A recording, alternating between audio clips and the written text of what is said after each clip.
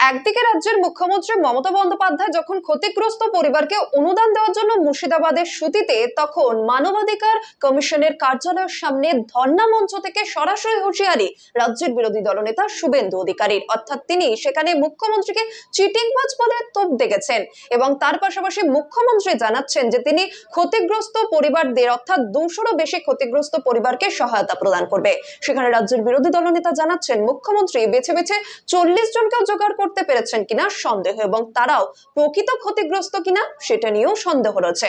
অর্থাৎ দেখা গেল এই হুঁশিয়ারি পাল্টা হুঁশিয়ারিতে মঙ্গলবার সরগরম হয়ে রয়েছে রাজ্যের আবহাওয়া। একদিকে মুখ্যমন্ত্রী যখন ক্ষতিগ্রস্ত পরিবারদের অনুদান দিতে মুর্শিদাবাদের সুতিতে, তখন মানবাধিকার কমিশনের কার্যালয়ের সামনে ধর্ণা মঞ্চ থেকে হুঙ্কার বিরোধী দলনেতা শুভেন্দু অধিকারীর। এমনকি চিটিংবাজ বলে আক্রমণ শুভেন্দুর। মুখ্যমন্ত্রী যখন দাবি করছেন 236টি পরিবারের হাতে অনুদান তুলে দিলাম, তখন বিরোধী দলনেতার দাবি খুঁজে খুঁজে 40 জনকে জোগাড় করতে পেরেছে মুখ্যমন্ত্রী। এমনকি তারা নাকি প্রকৃত ক্ষতিগ্রস্তই নয়। হুঙ্কার পাল্টা হুঙ্কারে মঙ্গলবার সরগরম রাজ্যের আবহাওয়া। সম্প্রতি ওয়াকফ আইনকে কেন্দ্র করে উত্তপ্ত হয় রাজ্যের একাধিক জায়গা। তার মধ্যে বেশি প্রভাব পড়ে মুর্শিদাবাদের সুতি, শামশেরগঞ্জ, জঙ্গিপুর, ধুলিয়ানে। প্রবল বিক্ষোভ, বাড়িতে অগ্নিসংযোগের ঘটনা, এমনকি নিহত হন 3 জন। কেউ কেউ মুর্শিদাবাদ ছেড়ে আশ্রয় নেন মালদায়। এই ঘটনা 3 সপ্তাহ পর সোমবার মুর্শিদাবাদ সফরে যান মুখ্যমন্ত্রী মমতা বন্দ্যোপাধ্যায়। মঙ্গলবার সুতিতে গিয়ে ক্ষতিগ্রস্ত পরিবারের সঙ্গে দেখা করেন তিনি। 400টি পরিবারের সঙ্গে দেখা করেন বলে জানান মুখ্যমন্ত্রী। এমনকি 236টি পরিবারের হাতে 1,20,000 টাকার চেক তুলে দেওয়ার কথা জানান সোশ্যাল মিডিয়ায়। অন্যদিকে মঙ্গলবারই মোথাবাড়ি, ধুলিয়ান, শামশেরগঞ্জ, সুতি সহ মুর্শিদাবাদের বিভিন্ন এলাকাতে হিন্দুদের ওপর আক্রমণ ও মানবাধিকার লঙ্ঘনের অভিযোগ তুলে ক্ষতিগ্রস্ত বেশ কয়েকটি পরিবার সল্টলেকে মানবাধিকার কমিশনের দপ্তরের সামনে অবস্থান বিক্ষোভে সামিল হন। তাদের এই প্রতিবাদে সামিল হবার আহ্বান জানান শুভেন্দু অধিকারীকে। বিরোধী দলনেতার সেই আমন্ত্রণে সাড়া দিয়ে ক্ষতিগ্রস্তদের সঙ্গে অবস্থান বিক্ষোভে যোগ দেন। সেই সভা থেকেই কার্যত হুঙ্কার ছাড়েন শুভেন্দু অধিকারী। তিনি স্লোগান দেন, গতকাল যা মোথাবাড়ি, কাল তাহা আমার বাড়ি। সেখান থেকে তিনি স্পষ্ট করে জানান, মুখ্যমন্ত্রী মমতা বন্দ্যোপাধ্যায় নকল 40টি ক্ষতিগ্রস্ত পরিবারের হাতে আর্থিক অনুদান তুলে দিয়েছেন। গোটা মুর্শিদাবাদ জেলায় অন্তত 900 জনের ওপরে হামলা চালানো হয়েছে, কিন্তু তাদের কারোর বাড়ি যাননি মুখ্যমন্ত্রী। এদিনের ধর্ণা মঞ্চ থেকে কি বললেন বিরোধী দলনেতা, শুনুন। এই মা, এই বোন, এই ভাই, এরা বলেছে মমতার টাকা নেব না, এনআইএ চাই, বিএসএফ এর পার্মানেন্ট ক্যাম্প জাফরাবাদে চাই। 3 বার ফিরিয়েছে। আমি কৃতজ্ঞ। মমতা দিয়েছিল 10 লাখ।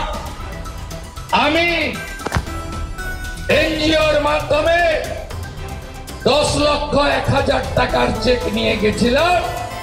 2টো পরিবার গ্রহণ করে বুঝিয়ে দিয়েছে হিন্দু কারা, আসল হিন্দু কে, আর জালি হিন্দু মমতা ব্যানার্জি। আপনাদের কাছে কৃতজ্ঞতা জানাবো। মমতা ব্যানার্জির দান খয়রাতি উপেক্ষা করেছেন আপনারা। 900টা পরিবার, 40 জন মাত্র মমতা ব্যানার্জির পুলিশের চাপে তৃণমূল পরিবারগুলো গেছে। 860 জন উপেক্ষা করেছেন।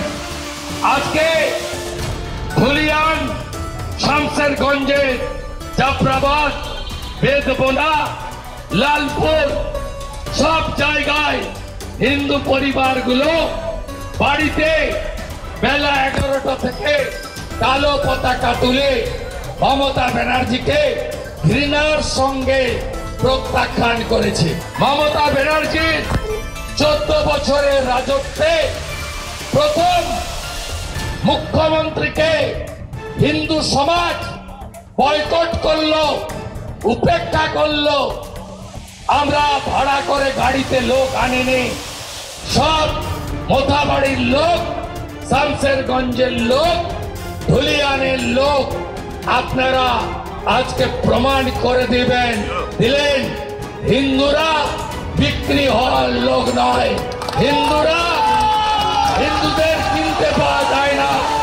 হিন্দুরা পুলিশকে, মামলাকে ভয় পায় না। লড়াই হবে, হিসাব আমরা নেব। রাজ্যে 26 সালে হিন্দুরা জোট বেঁধে এই হিন্দু বিরোধী সরকারকে হটান। আমরা ইঞ্চিতে ইঞ্চিতে শুধু বদল নয়, বদলাও আমরা নেব। তিনি জানালেন, মুখ্যমন্ত্রীর অনুদান বহু পরিবার ফিরিয়ে দিয়েছে। এমনকি মুর্শিদাবাদের বিভিন্ন বাড়িতে কালো পতাকা দেখিয়ে মুখ্যমন্ত্রী মমতা বন্দ্যোপাধ্যায়কে প্রত্যাখ্যান করেছেন। শুধু তাই নয়, নিহত পরিবারকে 10 লক্ষ টাকার চেক দিতে চেয়েছিলেন মুখ্যমন্ত্রী, কিন্তু সেগুলি তারা প্রত্যাখ্যান করেছে। বদলে শুভেন্দু অধিকারীর এনজিওর মাধ্যমে ব্যবস্থা করে দেওয়া অনুদান গ্রহণ করেছে তারা। ফলে বলাই যায় 2026-এর বিধানসভা নির্বাচনের আগেই রাজ্য রাজনীতির সরগরম। এদিকে বিজেপি মরিয়া হয়ে যাচ্ছে এই শাসক দলের গদি ওল্টাতে। এখন দেখার শেষমেশ ভোট ব্যাংকে সেই দাবি অক্ষুণ্ণ রাখতে পারে কিনা বঙ্গ বিজেপি। ব্যুরো রিপোর্ট, নিউজ বর্তমান।